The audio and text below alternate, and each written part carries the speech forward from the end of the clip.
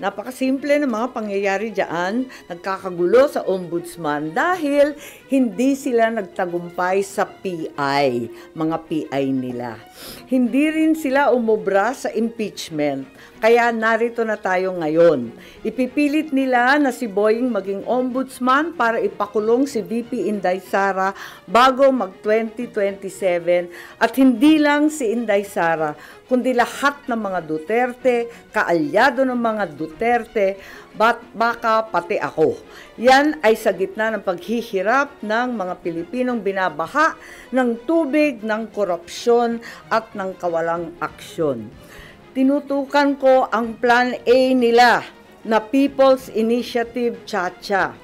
Binuking ko ang Plan B, yung impeachment, para mawala sa landas nila si VP Sara sa 2028. Ngayon, nasa Plan C na po tayo, sa ombudsman naman. Naunpay, nakita ko na, kaya ako nagsampa ng kaso nung May 2, nandun ako sa ombudsman. Kung hindi kayo titigil sa pamumulitika, mag-asaran tayo. Hindi ko rin kayo tatantanan.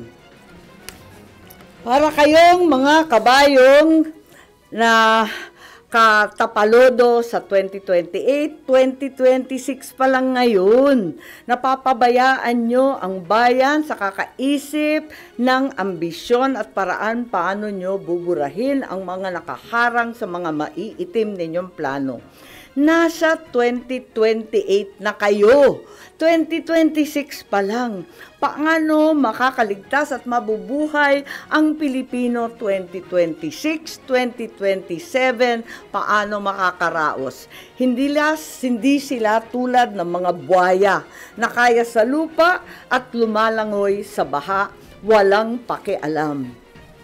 Ngayon, ang OMB, Bantayog ng Katwiran, para sa mga lingkod bayan. Pati ba naman yan, gusto ninyong baluktutin?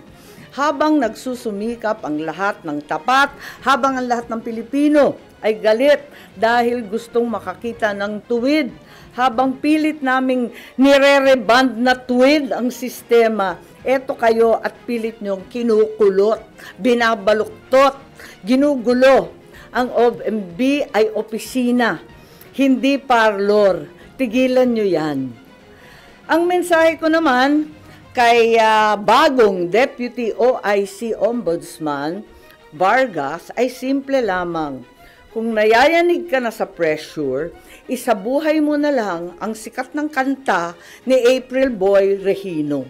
Kapag nariyan na ang suhol, itaas mo ang iyong dalawang kamay ng ganito at sabihin, hindi ko kayang tanggapin. Wala lang. Naloloka na ako.